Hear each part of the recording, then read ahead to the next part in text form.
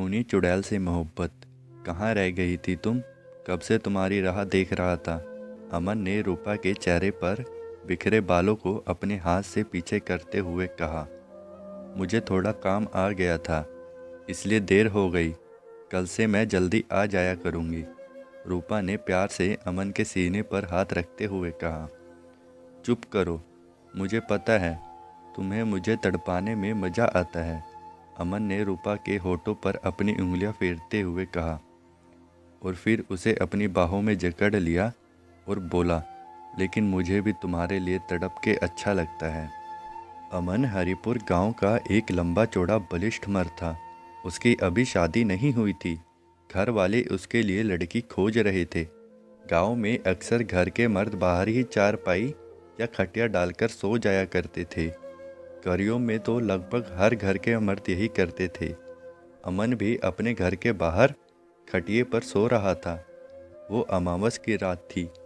आज अंधेरा पहले से कुछ ज़्यादा गहराया हुआ था। गर्मी भी बहुत ज़्यादा हो रही थी। अमन अपनी खटिया डाल के बाहर लेट गया। उसके बूढ़े बाबा भी उससे कुछ ही दूर पर लेटे थे। थोड़ी देर बाद बाबा को नींद आ गई, मगर अमन को ना जाने आज कैसी बेचैनी हो रही थी। वो सो नहीं पा रहा था। थोड़ी देर बाद ठंडी ठंडी हवा चलने लगी। अमन को अब थोड़ा अच्छा लगा तो वो आंखें बंद करके लेट गया। फिर किसी पायल की आवाज़ सुनाई देने लगी तो अमन ने अपनी आंखें खोल के देखना चाहा कि कौन है, लेकिन उसे कोई दिखा नहीं। पायल की आवाज़ बंद हो गई। अमन आंखें बंद करके सोने की कोशिश करने लगा, लेकिन फिर से पायल की आवाज़ आने लगी। उसने चारों तरफ अपनी नज़र दौड़ाई, ये देखने के लिए कि आवाज़ कहाँ से आ रही है। तभी उसने देखा खेत की तरफ से कोई लालटेन लेके उसकी ओर आ रहा है। लालटेन की रोशनी बहुत धीमी थी, जिससे अमन को उसका चेहरा नहीं दिख रहा था। मगर जैसे जैसे वो इंसानी स्वरूप पास आ रहा था, पायल की आवाज़ भी तेज हो रही थी। अमन को समझते देर ना लगी कि वो इंसानी स्वरूप एक स्त्री है। वो स्त्री अमन के बहुत करीब आ चुकी थी। उसने अपने हाथ में पकड़े लालटेन को ऊपर उठाया, जिससे रोशनी उसके चेहरे पर पड़ी। लालटेन की रोशनी में उसके गोरे गाल चमकने लगे। उसके होठों पर गहरी लाली थी और माथे पर लाल बिंदी। अमन तो उस सौंदर्य की देवी को देख के घूरे ही जा रहा था। फिर उसने अपनी पलकें उठा के अमन को देखा। अमन तो जैसे अपनी सूध बूध ही खो चुका था। उस स्त्री के आने से आसपास का तापमान बहुत गिर गया था। अचानक से ठंड बहुत बढ़ गई थी। बगल वाले खेत में कुछ कुत्ते भी रोए जा रहे थे, लेकिन अमन तो उस स्त्री के रूप में ऐसा खो गया था कि उसे कुछ समझ ही नहीं आ रहा था। फिर उस स्त्री ने खामोशी तोड़ते हुए कहा, मेरे पास आओ अमन, मेरे पास आओ। उसकी मीठी आवाज़ ने अमन पर ना जाने कैसा जादू कर दिया। अमन भी बिना कुछ सोचे उसके पीछे जाने लगा। वो स्त्री पलट के खेतों की तरफ चल दी। अमन उसके रूप के भंवर में फंसा उसके पीछे जाने लगा। वो बार बार पलट के अमन को कहती, मेरे पास आओ अमन, और हंस देती। अगली सुबह अमन को बेहोशी की हालत में खेतों में पड़ा हुआ पाया गया। जब उसने आंखें खोली तो खुद को लोगों से घिरा हुआ पाया। उसके कुछ समझ नहीं आ रहा था। उसका बदन बहुत दुख रहा था। वो थका थका सा महसूस कर रहा था। उसे बस इतना याद था कि वो घर के बाहर खटिए पर सोया था। इसके अलावा उसे पिछली रात की और कोई भी बात याद नहीं थी। इस बात को काफ़ी दिन बीत गए। सब कुछ सामान्य हो गया। लोगों ने सोचा, क्या पता नशे की हालत में अमन वहाँ चला गया हो और वहीं सो गया होगा। जवान लड़का है, इस उम्र में तो ये सब होता ही रहता है। महीने भर बाद फिर से वही घटना घटी। इस बार भी अमावस की रात ही थी और दूसरे दिन अमन खेत में बेहोश मिला। इस बार लोगों ने उसे नशेड़ी समझ के ध्यान नहीं दिया। उसके बाबा उसे ढूंढते खेत पहुँचे और उठा के घर ले गए। 3 दिन तक यही सिलसिला चलता रहा। अमन घर में सोता मगर खेतों में बेहोश पड़ा मिला। उसका शरीर भी बहुत थका थका सा लगने लगा था। उसके आंखों के नीचे काले घेरे पड़ गए थे। 4 दिन में बलिष्ठ मर्द जैसा अमन कमज़ोर लगने लगा था उसके घर वालों ने भी यही सोचा कि नशा करने की वजह से वो ऐसा कमज़ोर हो रहा है। उसके बाबा को चिंता होने लगी। उन्होंने गुस्से में अमन को चारपाई से बांध दिया और रात भर जाग के पहरा देने लगे, जिससे अमन जाए ना। उस रात अमन चारपाई से बंधा घर में ही पड़ा था, लेकिन अगली सुबह उसे बहुत तेज बुखार आ गया था। घर वाले डर गए और जल्दी से डॉक्टर को बुला लाए। डॉक्टर ने कुछ दवाइयाँ खाने को दी, लेकिन अमन जैसे ही उन दवाइयों को खाता उसे उल्टी हो जाती। दिन भर उसे ऐसा ही बुखार रहा, मगर रात होते ही बुखार सही हो जाता। और अमन अपने घर वालों से कहता, मुझे खोल दो, मुझे जाना है, मुझे खोल दो, मुझे जाने दो, वो इंतज़ार कर रही है। जब उससे पूछा गया कि कौन इंतज़ार कर रही है, तो अमन कुछ बता नहीं पाता। अमन की ऐसी बातें सुनकर आसपास के लोगों ने बताया कि लगता है अमन पर भूत प्रेत का साया है, किसी तांत्रिक या पंडित के पास जाना होगा। उसका बाप भी मरता क्या न करता। बगल वाले गांव से तांत्रिक रामानंद को बुलाया गया। रामानंद ने गांव में कदम रखते ही बता दिया कि इस गांव पर किसी साये का प्रकोप है। अमन अपनी चारपाई पे सोया हुआ था, लेकिन जैसे ही रामानंद तांत्रिक उसके घर में आया, अमन ने अपनी आंखें खोल ली और गुस्से से उसे देखने लगा। तांत्रिक तुरंत समझ गया कि अमन के अंदर कोई साया है और वही उसकी ऐसी हालत के लिए जिम्मेदार है। तांत्रिक ने अपने झोले से भभूति निकाली और कुछ मंत्र पढ़ने लगा।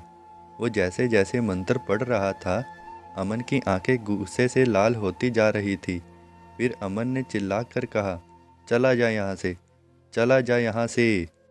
तांत्रिक ने उसकी बात पर ध्यान नहीं दिया और मंत्र पड़ी हुई भभूत को अमन के ऊपर फेंक दिया। अमन चिल्लाने लगा और फिर बेहोश हो गया।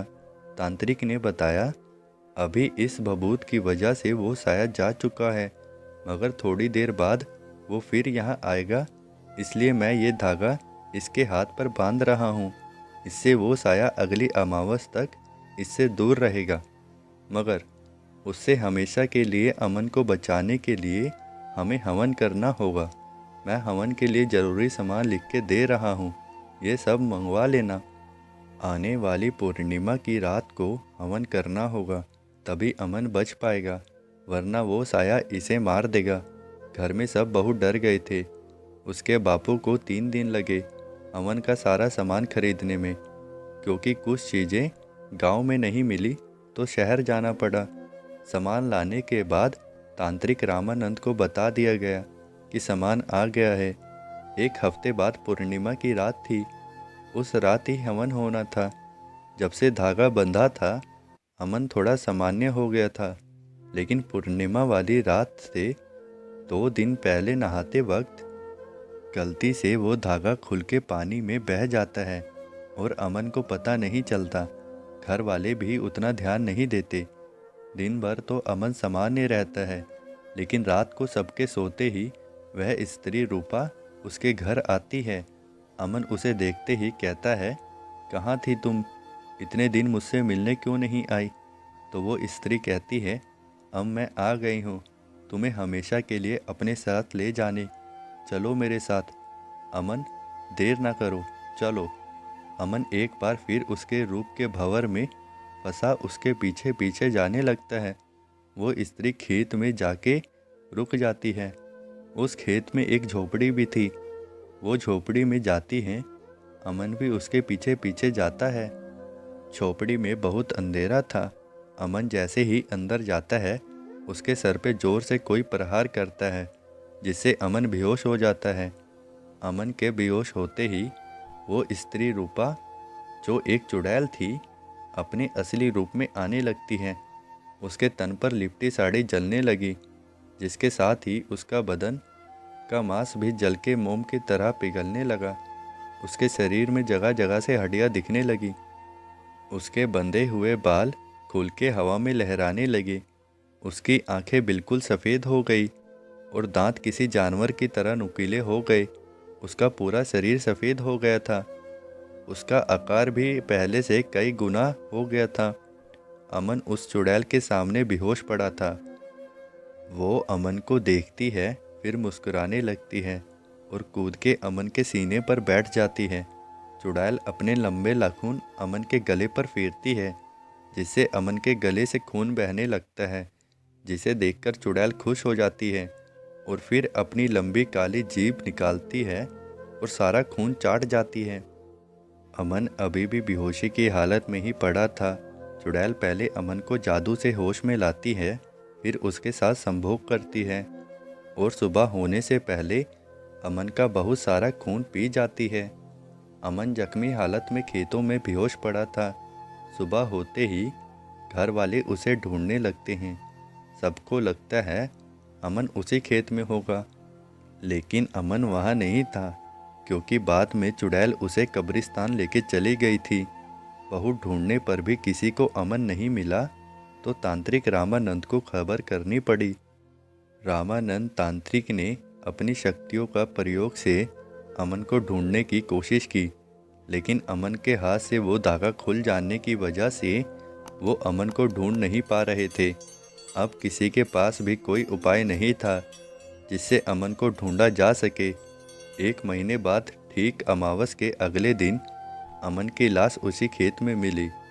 खून ना होने के कारण उसका शरीर सफ़ेद पड़ चुका था और जगह जगह से खाया हुआ था, जैसे किसी जानवर ने उसे नोच नोच के खाया हो।